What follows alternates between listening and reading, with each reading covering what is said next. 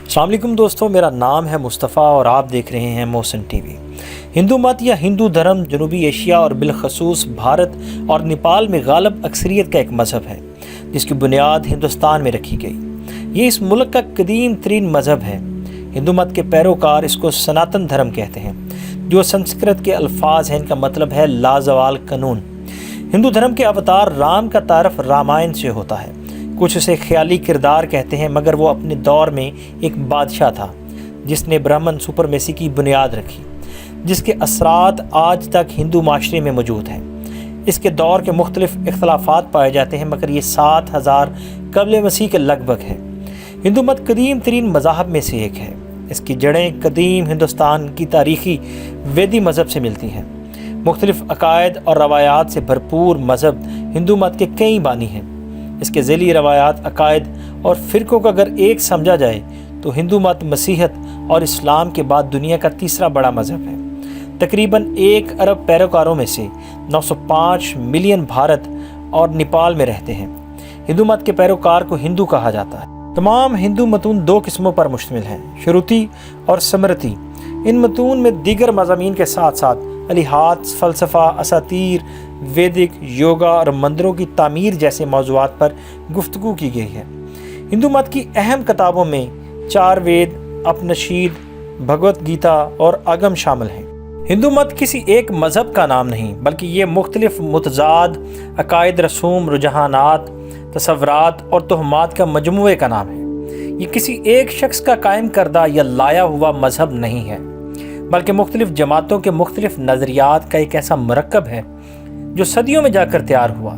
اس کی وسعت کا یہ عالم ہے کہ الہات سے لے کر عقیدہ وحدت الوجود تک بلا قباحت اس میں ضم کر لیے گئے ہیں۔ دوہریت، بت پرستی، شجر پرستی، حیوان پرستی اور خدا پرستی سب اس میں شامل ہیں۔ مندر میں جانے والا بھی ہندو ہے، اور وہ بھی ہندو ہے جس کے جانے سے مندر ناپاک ہو جاتا ہے۔ وید کا سننے والا بھی ہندو ہے، اور وہ بھی ہندو ہے جس کے متعلق حکم ہے کہ اگر وہ وید سن لے تو اس کے کانوں میں پگھلا ہوا سیسا ڈال دیا جائے۔ غرض ہندو مت ایک مذہب نہیں، بلکہ ایک نظام ہے جس کے اندر عقائد، رسوم اور تصورات کی بہتات ہے۔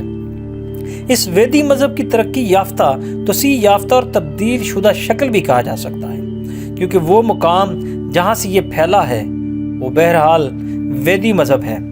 ہم نے ویدی مذاہب میں بتایا کہ آریہ یہاں آنے کے بعد وہ چند صدیوں میں اپنی زبان بھول گئے اور ساتھ ہی ساتھ اپنی خصوصیات کھوتے چلے گئے۔ انہوں نے یہاں کی مختلف قوموں کے تمدنی اثرات، عقائد اور رسوم کو قبول کر لیا، لیکن وہ اپنی انفرادیت اور نسلی برتری کو کھونے کے لیے تیار نہ تھے۔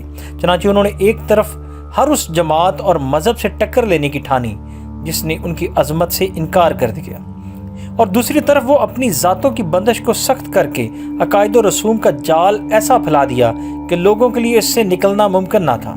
انہوں نے ویدی عہد کی مذہبی کتابوں اور دیوتاؤں کو احترام کے دائرے میں محدود کر دیا، اور نئی کتابوں کی تصنیف اور نئے دیوتاؤں کی شمولیت سے مذہبی نظام قائم کیا۔ دھرم شاستر اور پران میں سب کو اہمیت حاصل ہوئی۔ خرافات، ضمیات، عقائد اور رسوم کے لیے پران نے ان کو مواد فراہم کیا، اور عملی زندگی کے مطالبات کو دھرم شاستر نے پورا کیا۔ برہما، شیو اور وشنو کو تسلیم کر لیا گیا، اور الوہیت، ان کی 3 شکلوں کو تریمورتی کے نام سے موسوم کیا گیا۔ برہما کو پہلا افضل مانا گیا، اور سرسوتی کو، جس کی سواری مور ہے، اس کی بیوی بتایا گیا۔ نیز اسے علم اور دانائی کی دیوتی بھی بتایا گیا۔ اس برہما کی عظمت کم کر کے اس کی پرستش روک دی گئی، اور وشنو اور شیو کو اس پر فوقیت دینے اور اس کی کمتری کا اعلان کر دیا گیا۔ مورخین نے بالعموم آریائی دور کو 3 حصوں میں تقسیم کیا: سابقہ ویدی دور، آخری ویدی دور یا رزمیہ دور، ہندو دور یعنی پرانو سمرتی دور۔ آریائی اس دور سے تعلق رکھتا ہے جب وہ ہندوستان پر حملہ آور ہوئے تھے اور یہاں کے باشندوں سے برسرے پیکار تھے۔ آریوں کی مذہبی کتابوں کی تعداد 4 ہے، جو 4 ویدوں کے نام سے مشہور ہے: رگ وید، سام وید، یجر وید، اتھروا وید۔ وید کا لفظ ود سے نکلا ہے، جس کے معنی جاننے اور علم ہے۔ اس لیے وید کا اطلاق عام علوم یا مخزن علوم کے ہیں، جنہیں سنہتا کہتے ہیں۔ یہ مخزن علوم شروع میں 3 مجموعوں پر مشتمل تھے: رگ وید، संहिता, सामवेद संहिता और यजुर्वेद संहिता, और बाद में इसमें अथर्ववेद संहिता का इजाफा हो गया, जो मजमून के लिहाज से एक ही है। ये संहिता मंत्रों या भजनों का एक मजमुआ है, इसलिए ये मंत्र भी कहलाते हैं। रासिखल अकीदा हिंदुओं का अकीदा है कि ये तमाम वेद अल्हामी हैं और परमेश्वर के ख़ास बंदों के ज़रिए हम तक पहुँचे हैं और ब्रह्मा ने इन्हें खुद अपने हाथों से लिखा है। अब थोड़ी सी बात करेंगे इन वेदों के मतलब। सबसे पहले बात करते हैं ऋग्वेद। इस वेद का ज़्यादातर हिस्सा अभी तक नाकाबिले फ़हम है और ये मंत्र, मुनाजात और हमद पर मुश्तमिल है। इनमें जगह जगह रंगीन बातें भी मिलती हैं। इन मंत्रों से इनकी इर्तकाई हालत, मकासद, सियासी तंजीम और दुश्मनों के तमदनी मदारज पर काफ़ी रोशनी पड़ती है। इनमें बहुत से माबूदों का नाम लेकर दौलत और शोहरत तलब की गई है और दुश्मनों के मुकाबले में अपनी फतह और कामरानी की दुआ की गई है। अब बात करते हैं सामवेद की। कदामत के लिहाज से ऋग्वेद के बाद सामवेद का नाम आता है। इसके तमाम मंत्र सिवाय 571 मंत्रों के ऋग्वेद से माखूज हैं, जिन्हें इसमें ख़ास तौर पर इकट्ठा किया गया ताकि रस्मों को अदा करने में आसानी हो। इसके तमाम मंत्र बुलंद आवाज़ में पढ़े जाते हैं, यही वजह है इसका नाम साम यानी तरन्नम है। अब बात करते हैं यजुर्वेद की। यजुर्वेद संस्कृत के लफ्ज़ यजुर्वेदा से माखूज है।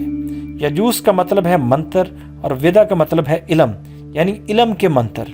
ये उन मंत्रों का मजमुआ है जो पंडित मजहबी रसूम जैसे यजना के दौरान पढ़ते हैं। सामवेद की तरह इसके मंत्र भी ऋग्वेद से माखूज हैं। इसमें मंत्रों के दरमियान पूजा के लिए हदायतें भी हैं।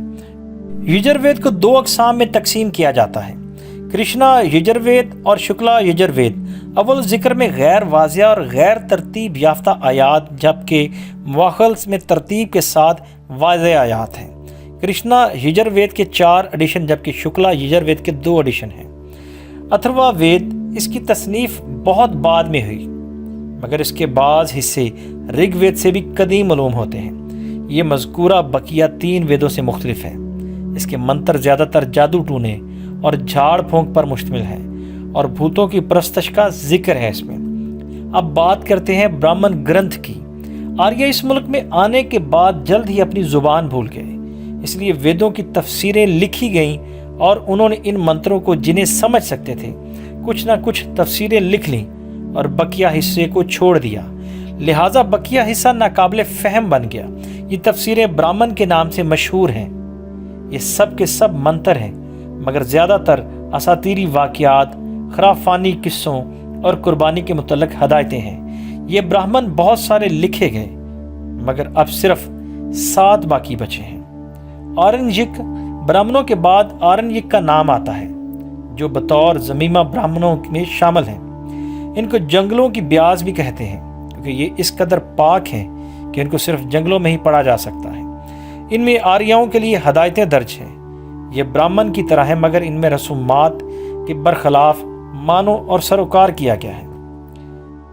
अपनशीद ये वेदी दौर का आखिरी ज़ख़ीम हिस्सा है, जिसे मानवीयत और फ़लसफ़ियाना गहराई की वजह से बड़ी अहमियत हासिल है। अपनशीद के मानी किसी के आगे बैठने के हैं और इस्लाई मानी इसरार के हैं।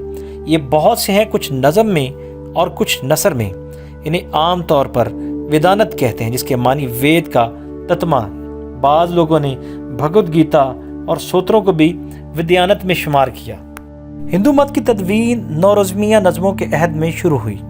ब्रह्मा, विष्णु और महेश, जिन्हें त्रिमूर्ति कहा जाता है, के साथ देवी माँ मंजर आम पर आकर गैर मामूली मकबूलियत का बायस बनी। हिंदू मत ब्राह्मणी मत की तोसी का नाम है। नए अजीम देवताओं के वजूद में आना और अवाम की मकबूलियत की सनद हासिल करना में एक ज़माना लगा। अहद वस्ता की तारीख़ इन्हीं के अरूज की दास्तान के अलावा और कुछ नहीं। कदीम ब्राह्मणी और वैदिक धर्म में जो फ़र्क है वो ये है कि वैदिक रसूमात में यज्ञ यानी कुर्बानी को मरकज़ियत हासिल थी, जबकि नए हिंदू धर्म में यज्ञ को बिल्कुल ख़त्म कर दिया गया।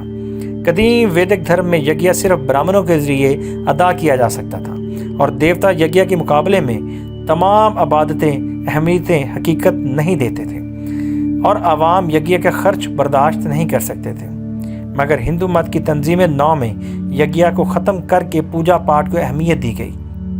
ब्राह्मणी मत में जब गैर आर्याई कबाइल को जगह देना शुरू की तो ब्राह्मणी मत के साथ साथ मुकामी कबाइल के मजहबी अकायद और रसूमात भी जगह पाने लगे।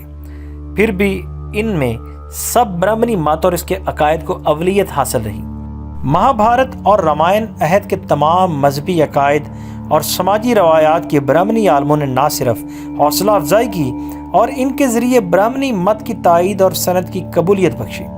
इस तरह ब्राह्मणों को कलीदी हैसियत हासिल हो गई और यही धर्म के असूल व ज़वाबित की तरतीब व तरमीन या तनसीख के ज़िम्मेदार थे। यानी कोई भी अमल जिसका तल्लुक़ मज़हब व ज़िंदगी के किसी शोबे से हो, इनके अमल व दखल के बगैर तकमील को नहीं पहुँच सकता था। नए मज़हब की खुसूसियत ये थी कि ये अपने अंदर तमाम रसूमात रवायात को समो लेने के लिए गैर मामूली सलाहियत रखता था और यही इसकी मकबूलियत की ज़ामन बनी। हिंदू मत में शमूलियत के लिए किसी तरह कोई शर्त नहीं है। कोई भी शख्स ख्वाह वो किसी कबीले, किसी ज़ात, किसी मज़हब व नस्ल से तल्लुक़ रखता हो, अपने मजहबी अकायद और रसूमात के साथ इस नए मज़हब में शामिल हो सकता था। इसी तरह हिंदू मत में तमाम तबक़ात के लोग शामिल होने लगे। ये वही लोग थे जो पहले इस मज़हब से मुस्तफ़ीद नहीं हो सकते थे और ना ही ब्राह्मणी मज़हब को इनसे दिलचस्पी थी। अब बात करते हैं महाभारत की। महाभारत रामायण से ज़्यादा ज़ख़ीम है। इसके अंदर 1,24,000 किताब में मुनक़्सम है।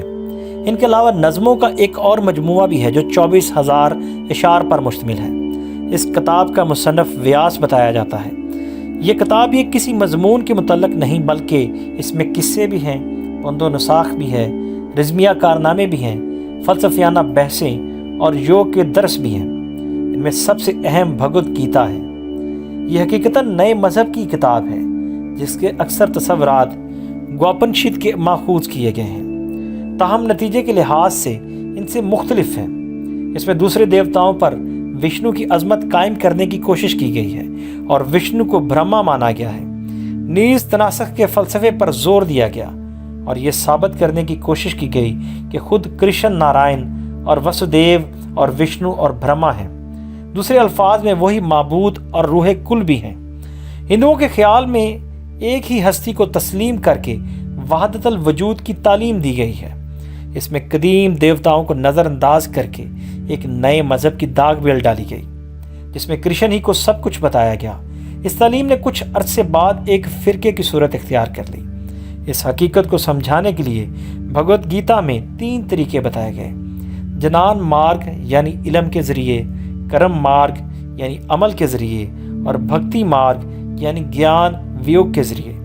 यहाँ भी उपनिषद की तरह अरवा गौन से रिहाई पा जाने या मुक्ति या निजात बताया गया। अब बात करते हैं हम रामायण की। रामायण लतीफ़ों और फ़लसफ़ियाना बहस से खाली है। इसमें जो कुछ काबिल ज़िक्र है वो रामचंद्र और सीता की सीरतें हैं जिन्हें ड्रामाई अंदाज में पेश किया गया। बाद में चूँकि रामचंद्र और सीता को विष्णु और लक्ष्मी का अवतार माना गया, इसलिए इसकी अहमियत बढ़ गई और ये विष्णु के मानने वालों की सबसे अहम किताब बन गई। इसकी खुसूसियत यह है कि इसमें वेदी माबूदों के साथ साथ नए देवताओं का नाम भी आता है, जिससे जाहिर हो रहा था कि आर्याई मज़हब हिंदू मज़हब में तब्दील हो रहा था। गो ने बरतरी नहीं हुई थी, नेज़ तनासख का अकीदा पुख्ता हो चुका था और आम इंसानों को अवतार समझने की बिदत जारी हो चुकी थी। इस किताब के मुसन्नफ़ वाल्मीकि जो एक हिंदू शायर था बताया जाता है और इसको रामचंद्र का हम असर करार दिया जाता है। इस किताब के मुख्तलिफ मवाद से जाहिर होता है कि ये 600 कबल मसीह से पहले की नहीं है। हिंदू धर्म में चूँकि आर्य इस मुल्क में आने से पहले चंद सदियों में ही अपनी ज़ुबान भूल चुके थे, इस वक्त उन्होंने वेदों की तफसीर लिखनी शुरू की जो ब्राह्मण के नाम से मशहूर हुई। हिंदू मत की बुनियाद जिन किताबों पर रखी गई, इनमें पहला नाम धर्म सतरा का आता है। इसको हिंदू कानून में माखज़ की हैसियत हासिल है। धर्म के मानी मज़हब, फ़राइज़ और अमाल के हैं और सतर के मानी है धागा, मगर इस्तिलाही मानों में मुक़द्दस किताबों की तरफ रहनुमाई करने के मानी बताए जाते हैं। इस नौ की मुतअद्दिद किताबें भी लिखी गईं जिनमें 4 धर्म सूत्र हैं जो गौतम, बुद्धियान, वशिष्ठ और आपस्तम्भ की तरफ मंसूब हैं और ज़्यादा अहम समझी जाती हैं। इनकी तसनीफ़ 6वीं सदी कबल मसीह के बाद की है। हिंदू दौर के अवाइल में यही धर्म सत्र का कानून माखज़ रही हैं और इज्तिमाई ज़िंदगी में इन पर अमल दरामद होता रहा है। धर्म सत्र जो नसर में थी یہ ان کے برعکس نظم میں ہے۔ ان میں سب سے اہم منو ہے، اس کے بعد یجن والکی، وشنو اور ناردا کی طرح غیر الہامی ہے، اس لیے ان کو سمرتی کہا جاتا ہے اور اسی نام سے یہ کتابیں زیادہ مشہور ہیں، اس لیے عام طور پر سمرتی کہا جاتا ہے۔ دھرم شاستر کی تصنیف غالباً پہلی صدی عیسوی میں ہوئی تھی۔ اب بات کرتے ہیں دھرم شاستر کی۔ کچھ دنوں بعد جب ان آریاؤں نے اپنی خصوصیت کھو کر ہندو بن چکے تھے اور غیر آریائی بن چکے تھے، یہ محسوس کیا کہ ایک طرف بدھ مت ان کی مذہبی عالمی گیریت سے متصادم ہے، دوسری طرف شودر ان کی نسلی برتری سے نبرد آزما ہے۔ انہوں نے اپنی نسلی برتری کو برقرار رکھنے کے لیے ایک نیا قدم اٹھایا۔ انہیں پورا یقین تھا کہ دھرم سترہ وقت کے مطالبے کو پورا نہیں کر سکتے، اور ایسے پرخطر مواقع پر اگر انہیں کوئی شے فنا ہونے سے بچا سکتی ہے تو معاشرے کی نئی تشکیل ہے جو ذاتوں کی تفریق کی بنا پر کی جائے۔ چنانچہ انہوں نے دھرم شاسترہ رکھا۔ اس کے بعد یہی کتابیں ہندو قانون کا ماخذ قرار پائیں اور ان کی تعلیم کے تحت پورے معاشرے کو چلانے کی کوشش کی گئی۔ عملی زندگی میں منو سمرتی کو اولین اور فوقیت حاصل ہے۔ عدالتوں کے اندر اس کے تحت فیصلے ہوتے ہیں۔ دھرم شاستر کی بنیاد ذات پر رکھی گئی اور مقدمے کے طور پر اس اصول کو تسلیم کیا گیا کہ انسانی آبادی 4 ذاتوں میں بٹی ہوئی ہے: برہمن، کشتری، ویش اور شودر۔ ان میں اول ذکر 3 دوائش ہیں، یعنی مرنے کے بعد پھر جنم لیتے ہیں، لیکن شودر کا صرف ایک ہی جنم ہے۔ دوم ذاتوں میں برہمن کی ذات سب سے اعلیٰ ہے کیونکہ برہما نے اسے اپنے سر سے پیدا کیا۔ برہمن بحیثیت دیوتا کے ہیں، وہ انسانی شکل میں ہیں، ان کے حقوق سب سے زیادہ ہیں اور وہ علم و دھرم کا محافظ ہے، اس کے وسیلے کے بغیر فلاح نہیں ہے۔ برہموں کے بعد کشتری ہیں جن کو برہما کے بازو سے پیدا ہوئے۔ شجاعت ان کا لازمی صفت ہے، اس لیے حکومت کرنے ان کو پیدائشی حق بتایا جاتا ہے۔ اس کے بعد ویش کی ذات ہے، برہما نے ران سے پیدا کیا اور تجارت و صنعت کے لیے انہیں منتخب کیا۔ شودر کا درجہ سب سے آخر ہے، انہیں 3 ذاتوں کی خدمت کرنے کے لیے پیدا کیا کیونکہ انہیں برہما نے پیر سے پیدا کیا۔ ہندو مت کے 6 اہم فرقے ہیں: وشنو مت، شیو مت، شکتی مت، گنپتی مت، سوریہ مت، سمارتھ سوتر۔ سب سے پہلے بات کرتے ہیں وشنو مت کی۔ یہ فرقہ وشنو کو رب اعلیٰ کائنات کا محافظ اور رازق مانتا ہے۔ وشنو کو 4 بازوؤں کے ساتھ مقدس جوہرات کوست پہنے تخت پر بیٹھے دیکھا جاتا ہے۔ یہ ایک عقاب گروڈ پر سوار ہیں جس کو بھی انسانی شکل میں پیش کیا جاتا ہے۔ اس کی بیوی لکشمی ہے جو دولت کی دیوی ہے، جو مودبانہ اس کی خدمت میں رہتی ہے۔ لکشمی کی سواری مور ہے اور وشنو کے ماننے والے لکشمی، گروڈ، مور اور ہنومان کی پرستش کرتے ہیں۔ وشنو سمندر کی گہرائی میں 1000 سر والے سانپ شیش پر سوار رہتا ہے۔ جب کوئی کائنات کو تباہ و برباد کرنا چاہتا ہے تو یہ پھر جاگتا ہے۔ چنانچہ کائنات کو بچانے اور برائیوں سے بچانے کے لیے مختلف مواقع پر اس نے 9 بار جنم لیا۔ بات کرتے ہیں شکتی مت کی۔ یہ فرقہ شکتی کی پوجا کرتا ہے۔ اس کا عقیدہ ہے کہ شکتی مؤنث ہے اور وہ ایک عورت کی حیثیت سے تشخیص کی جا سکتی ہے، اور وہ نسوانی شکل رب اعلیٰ ہے، اور وہ اسے درگا، کالی اور بھوانی کے نام سے منسوب کرتے ہیں اور اسے شیو کی بیوی مانتے ہیں۔ ان کے عقیدے کے مطابق شیو کی بیوی بننے سے کالی یا درگا کے قادر مطلق ہونے میں کوئی قباحت نہیں ہے۔ شکتی مذکورہ کی مختلف شکلوں میں کالی بہت مشہور ہے۔ اس کو سیارو ہاتھی جیسے دان نکالے اور منہ کو خون سے سرخ کیے دیکھا جاتا ہے۔ اس کا دوسرا روپ بھوانی اب ٹھگوں کی دیوتی ہے۔ اس کے 2 بڑے فرقے ہیں: دکشن مارگی یعنی دائیں بازو کے پوجنے والے، اور واما مارگی یعنی بائیں بازو کے پوجنے والے۔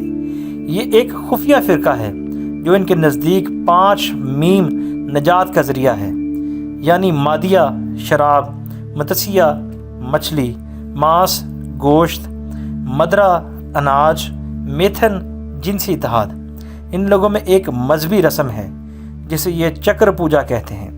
اس پوجا میں اپنی بیوی کے علاوہ کسی دوسری عورت سے اختلاط کرنا کار ثواب سمجھا جاتا ہے، اور وہ عورت ہمیشہ کے لیے اس کی رومانی بیوی بن جاتی ہے۔ اس فرقے کی اہم کتاب تنتر ہے۔ یہ ہری ونش اور ماریا کنڈیا پر ان کی بھی اہمیت دی جاتی ہے۔ اب تیسرے فرقے کی بات کرتے ہیں، یہ ہے گنپتی مت۔ یہ فرقہ گنیش کو رب اعلیٰ مانتا ہے اور اس کو فہم و تدبر کا دیوتا سمجھاتا ہے۔ گنیش کو ہاتھی کے سر کے ساتھ دیکھا جاتا ہے۔ اب بات کرتے ہیں اگلے فرقے جو ہے سوریہ مت۔ یہ سورج کو دیوتا مانتا ہے اور طلوع آفتاب اور غروب آفتاب کے وقت اس کی پوجا کرتے ہیں۔ اب بات کرتے ہیں سمارتھ سوتر کی۔ یہ وسیع النظر فرقہ ہے اور ہر دیوتا پر اعتقاد رکھتا ہے اور اپنی خواہش اور ضرورت کے تحت اس کی پوجا کرتے ہیں۔ پرستش کے لیے ہندو 3 دیوتاؤں کے قائل ہیں۔ پہلا گرام دیوتا یعنی بستی کا دیوتا، دوسرا کل دیوی یا دیوتا یعنی خاندان کا دیوتا، تیسرا اشٹ دیوتا یعنی محبوب دیوتا۔ اس طرح ایک ہندو کا گرام دیوتا گنیش، کل دیوی لکشمی اور محبوب دیوتا نندی ہو سکتا ہے۔ گرام دیوتا مندروں میں خاندانی اور محبوب دیوتا گھروں میں رکھے جاتے ہیں۔ ان 3 دیوتاؤں کے علاوہ ہر ہندو دوسرے بہت سے دیوتاؤں کو حسب مواقع پوجتا ہے۔ درگا پوجا کے موقع پر درگا کو، گنیش چترتھی کے موقع پر گنیش کو، کرشن کے جنم اشٹمی کے موقع پر کرشن کو، دیوالی کے موقع پر لکشمی کو اور شیوراتری میں شیو کی پرستش کی جاتی ہے۔ ہندو مت کے یہ اہم دیوتا ہیں، مگر ان کی فہرست بہت لمبی ہے اور ان کی تعداد 5 کروڑ بتائی جاتی ہے، اس لیے ان سب کا جائزہ لینا آسان نہیں۔ مختصر یہ ہے کہ تمام اہم اور غیر اہم بے شمار دیوتاؤں کے علاوہ بے شمار جانور مثلا ہاتھی، سانپ، گھڑیال، شیر، مور، ہنس، طوطا، چوہا وغیرہ بھی مختلف دیوتاؤں کی طرف سے ہونے کی وجہ سے مقدس سمجھے جاتے ہیں اور ان کی پوجا بھی ہوتی ہے۔ جانوروں میں سب سے اہم گائے ہے۔ اس کے علاوہ درختوں میں پیپل، انجیر، تلسی، ببول اور دریا میں گنگا کو خاص اہمیت حاصل ہے اور اسے مقدس سمجھا جاتا ہے۔ ہندو مت کا پہلا عقیدہ مخلوق پرستی ہے، جس کی تفصیل پہلے بتا چکا ہوں۔ اس کے علاوہ کرم و تناسخ کا عقیدہ ہے، جنہیں بہت اہمیت حاصل ہے۔ کرم کے عقیدے کے مطابق ہر عمل چھوٹا یا بڑا، اچھا برا انسانی روح پر اثر انداز ہوتا ہے اور انسان اپنے عمل یعنی کرم کے لحاظ سے سزا اور جزا کا عمل مستحق ہوتا ہے، یعنی کرم کے مطابق اچھا یا برا جنم لیتا ہے۔ ان کا دوسرا عقیدہ تناسخ یعنی آواگون کے متعلق ہے، جو ویدی عہد میں کچھ مبہم تھا۔ پھر بھگوت گیتا میں کرشن نے متعدد جنم لے کر اس کی تعلیم کے متعلق مواد فراہم کیا کہ یہاں تک ہندو عہد میں پوری طرح مستحکم ہو گیا۔ اس عقیدے کے مطابق انسان کو صرف ایک زندگی نہیں ملتی، چنانچہ وہ مرنے کے بعد پھر جنم لیتا ہے اور یہ سلسلہ چلتا رہتا ہے، اور ہر موت کے بعد اس کا اعمال نامہ یعنی موت کے دیوتا کے سامنے پیش ہوتا ہے اور اسے جانچتا اور روح کو صفائی پیش کرنے کا حکم دیتا ہے، اور پھر روح کو اس کے اعمال کے مطابق نرک میں کچھ دنوں کے لیے بھیج دیا جاتا ہے۔ جب یہ میعاد ختم ہو جاتی ہے تو اسے دوبارہ جنم لینے کے لیے بھیج دیا جاتا ہے، اور یہ چکر اس وقت تک چلتا رہتا ہے جب تک انسان اچھے اور معقول اعمال کا ذخیرہ کر لیتا ہے تو اس کی مکتی نہیں ہو جاتی۔ مگر مکتی یعنی نجات کیا ہے معلوم نہیں۔ ہندو رسوم میں یجن یعنی یگیا یعنی قربانی کو بہت اہمیت حاصل ہے۔ یہ آریاؤں کی رسم تھی جو ہندو عہد تک جاری رہی۔ مختلف راجاؤں کے عہد میں گھوڑے کی قربانی کا تذکرہ ملتا ہے۔ اوائل میں آدمی کی قربانی بھی رائج تھی۔ جانور کی قربانی کو اہمیت حاصل ہے۔ آج بھی کالی کو سینکڑوں بھینسیں چڑھائی جاتی ہیں اور ہون ہردیگیا ضروری سمجھا جاتا ہے۔ ستی بھی مذہبی رسم تھی، ہندو عہد میں رائج رہی، اور اس کے علاوہ روزانہ غسل کرنا، صبح و شام سورج کی پوجا کرنا، مقدس مقامات کی زیارت کرنا اور دیوتاؤں کے سامنے ناچنا گانا اہم مذہبی رسومات ہیں۔ انشاءاللہ میں اپنی اگلی ویڈیو میں ہندو مذہب کے دیوتاؤں کے متعلق ایک تفصیلی ویڈیو بناؤں گا۔